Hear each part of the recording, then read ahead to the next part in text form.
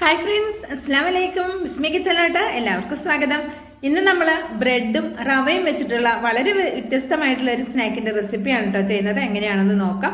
അതിനായിട്ട് ഇവിടെ 4 piece bread എടുത്തിട്ടുണ്ട്. വലിയ ബ്രെഡല്ല, ചെറിയ ബ്രെഡാണ് കേട്ടോ. വീഡിയോ കാണുമ്പോൾ വലുതായിട്ട് തോന്നുന്നതാണ്.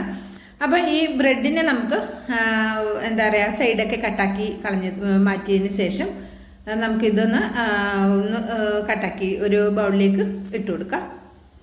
ഇനി ഈ ബ്രെഡ് നമുക്ക് കുതിർത്തെടുക്കണം. അതിനായിട്ട് ഞാൻ ഇവിടെ 250 ml കപ്പിൽ ഒരു 3/4 കപ്പ് പാല് ഞാനൊന്ന് അളന്നെടുത്തതാണ് കേട്ടോ.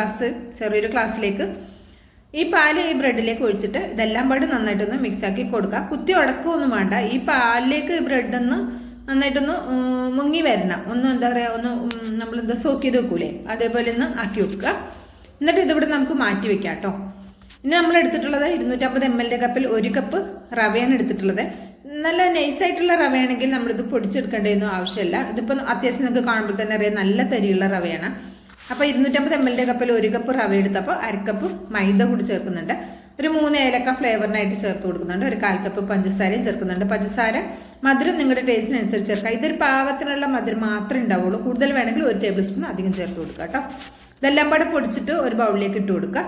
ഇപ്പോൾ എന്താ പറയുക, ഞാൻ മൈദ ചേർത്തു 1/2 കപ്പ്. 1 കപ്പ് റവ എടുത്തപ്പോൾ 1/2 കപ്പ് മൈദ ചേർത്തു. നിങ്ങൾക്ക് മൈദ വേണ്ടാന്നുണ്ടെങ്കിൽ ഇതിന് പകരം ഗോതമ്പ് പൊടി എടുക്കാം കേട്ടോ. ഗോതമ്പ് പൊടി എടുക്കുമ്പോൾ നമ്മൾ ഉണ്ടാക്കുന്ന സ്നാക്കിന് കുറച്ചും കൂടി ഒരു എന്താ പറയുക, കുറച്ചുകൂടി ഒന്ന് നല്ലൊരു ക്രിസ്പി ആയിട്ടിരിക്കും.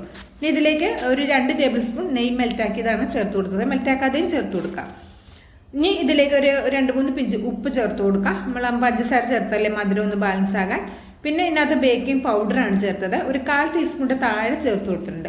ബേക്കിംഗ് സോഡയാണ് ചേർക്കുന്നതെങ്കിൽ ഒരൊറ്റ പിഞ്ച് മാത്രം ചേർത്ത് കൊടുത്താൽ മതി കേട്ടോ. പിന്നെ ഇതിലേക്ക് ചേർത്ത് കൊടുത്തിട്ടുള്ളത് 1/2 കപ്പ് ഫ്രഷ് ആയിട്ട് ചിരകി എടുത്തിട്ടുള്ള തേങ്ങയാണ് ചേർത്ത് കൊടുത്തിട്ടുള്ളത്.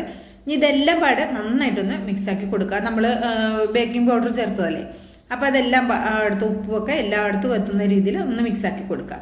പിന്നെ നമ്മളിവിടെ സോക്ക് ചെയ്ത് വെച്ചിട്ടുള്ള പുതിർത്ത് വെച്ചിട്ടുള്ള നമ്മുടെ ബ്രെഡ് ഇതിലേക്ക് ഒഴിച്ചു കൊടുക്കാം. ഇനി ഇതിലേക്ക് പാലോ വെള്ളമോ ഒന്നും നമ്മൾ ആഡ് ചെയ്യേണ്ട ആവശ്യമില്ല.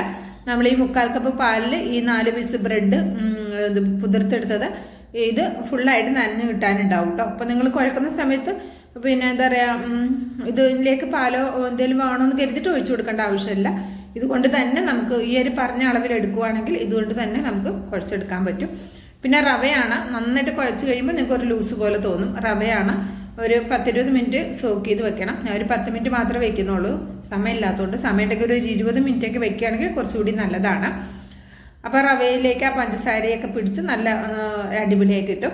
അപ്പോൾ അത് റവയൊക്കെ നല്ല എന്താ പറയുക, വെള്ളം നമ്മൾ ഒഴിച്ച ആ പാലൊക്കെ വലിച്ചു കുടിച്ച് ബ്രെഡിലേക്ക് ഒഴിച്ച് പുതിർത്ത ആ പാലൊക്കെ വലിച്ചു കുടിച്ച് നല്ല സോഫ്റ്റായിട്ട് വരികയും ചെയ്യും. കറക്റ്റ് പാകത്തിനാവുകയും ചെയ്യും കേട്ടോ. ഇതുപോലെ ഒന്ന് കുഴച്ചെടുത്തിട്ടുണ്ട്. ഇനി നമുക്കിതിവിടെ അടച്ചു വയ്ക്കാം. ഇപ്പോൾ ഇതൊരു കയ്യിൽ ഒട്ടുന്ന ഒരു പരുവാണുള്ളത്. അപ്പോൾ ഇത് ഞാനിതൊരു 10 മിനിറ്റ് ഇവിടെ അടച്ചു വെക്കുന്നുണ്ട് കേട്ടോ. സമയത്തൊക്കെ നിങ്ങൾ ഒരു 20 മിനിറ്റൊക്കെ അടച്ചു വെച്ചോളൂ. പിന്നെ ഒരു 10 മിനിറ്റിന് ശേഷം ഞാൻ ഇത് എടുക്കുകയാണ്. ഇപ്പോൾ കണ്ടോ, നിങ്ങൾക്ക് ആദ്യം വെച്ചതിൽ നിന്നും കുറച്ചുകൂടി ഒന്ന് ടൈറ്റായി വന്നിട്ടുണ്ട്. ഇതിലേക്ക് ഞാനൊരു 2 പിഞ്ച് മഞ്ഞൾപ്പൊടി ചേർത്ത് കൊടുക്കുന്നുണ്ട്. തികച്ചും ഓപ്ഷണലാണ്. നമ്മളിത് ഫോട്ടോയ്ക്ക് എടുക്കുന്ന സമയത്ത് ഒരു കളർ കിട്ടാൻ വേണ്ടി മാത്രമാണ് ഞാൻ മഞ്ഞൾപ്പൊടി ചേർക്കുന്നത്. നിങ്ങൾ ഉണ്ടാക്കുന്ന സമയത്ത് ഈ മഞ്ഞൾപ്പൊടി ചേർക്കേണ്ട ആവശ്യമൊന്നും ഇല്ല കേട്ടോ. ഞാൻ ഇതൊരു ഫോട്ടോയ്ക്ക് വേണ്ടി മാത്രം ചെയ്യുന്നതാണ്. അതുകൊണ്ടാണ് ഈ മഞ്ഞൾപ്പൊടി ചേർത്തിട്ട് വീണ്ടും ഒന്ന് കുഴച്ചെടുക്കുന്നത്. ഇപ്പം മഞ്ഞൾപ്പൊടി ചേർക്കണമെന്ന് നിർബന്ധമുണ്ടെങ്കിൽ ആദ്യം തന്നെ ചേർത്ത് കൊടുത്താലും മതി കേട്ടോ. നമ്മളിതൊന്ന് ഒന്നായിട്ട് ബ്രെഡൊക്കെ ചേർത്തിട്ടൊന്ന് മിക്സ് ആക്കൂലേ, ആ സമയത്ത് ചേർത്ത് കൊടുത്താൽ മതി. ഇപ്പം ഞാൻ ഇതെല്ലാം പാടും നന്നായിട്ടൊന്ന് മിക്സാക്കി എടുത്തിട്ടുണ്ട്. ഇനി നമ്മളിത് റെസ്റ്റ് ചെയ്യാനൊന്നും വെക്കേണ്ട ആവശ്യമില്ല. കയ്യിലൊരല്പം ഓയിലൊന്ന് ആക്കി കൊടുത്തിട്ട് നമുക്ക് ഇഷ്ടമുള്ള ഷേപ്പിൽ റെഡിയാക്കി എടുക്കാം.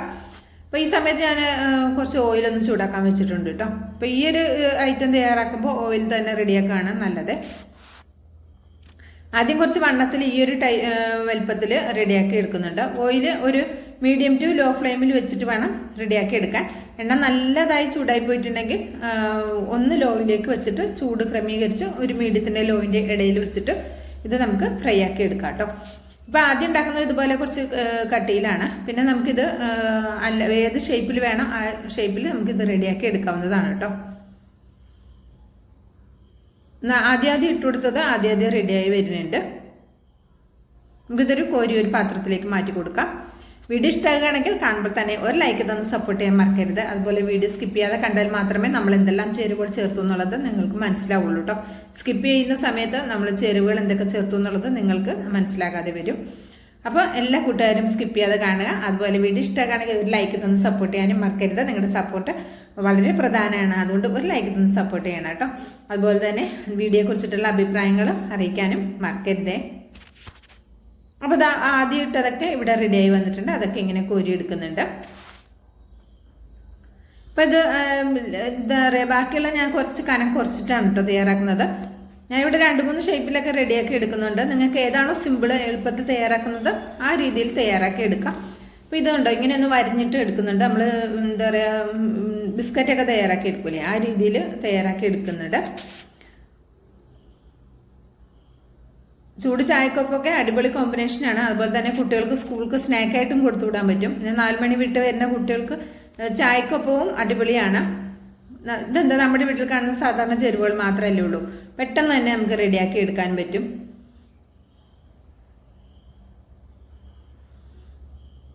അപ്പോൾ ഇതിവിടെ റെഡി ആകുന്നുണ്ട്. അപ്പോൾ ഞാൻ 2-3 ഷേപ്പിലൊക്കെ ഇവിടെ റെഡിയാക്കി എടുത്തിട്ടുണ്ട്. ആദ്യം നല്ല കട്ടിയിൽ റെഡിയാക്കി എടുത്തത്, പിന്നെ വരഞ്ഞിട്ട് റെഡിയാക്കി എടുത്തത്, പിന്നെ ബോൾ പോലെ ഉരുട്ടിയിട്ട് റെഡിയാക്കി എടുത്തതാണ്.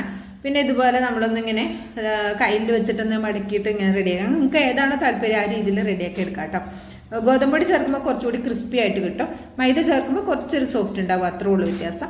വീഡിയോ ഇഷ്ടമാകുകയാണെങ്കിൽ കാണുമ്പോൾ തന്നെ ഒരു ലൈക്ക് തന്ന് സപ്പോർട്ട് ചെയ്യാൻ ആരും മറക്കരുത് കേട്ടോ. പിന്നെ നല്ല ആ വണ്ണത്തിൽ തയ്യാറാക്കിയതും കാണിച്ചു തരാം. അതിൻ്റെ ഉള്ളിൽ കുറച്ച് സോഫ്റ്റ് ഉണ്ടാവും, പുറം നല്ല ക്രിസ്പിയാണ് കേട്ടോ. അപ്പോൾ ബിസ്മി കിച്ചൺ എന്ന യൂട്യൂബ് ചാനൽ സബ്സ്ക്രൈബ് ചെയ്ത കാണുന്ന കൂട്ടുകാർ ഒന്ന് സബ്സ്ക്രൈബ് ചെയ്ത് ബെല്ലൈക്കൺ ഒന്ന് എനേബിൾ ചെയ്ത് വെക്കാൻ മറക്കരുത് കേട്ടോ. അപ്പോൾ ഇൻഷാ അല്ലാഹ് അടുത്ത നല്ലൊരു അടിപൊളി വീഡിയോ ആയി എത്തുന്നതായിരിക്കും. എല്ലാ കൂട്ടുകാർക്കും നന്ദി, നമസ്കാരം.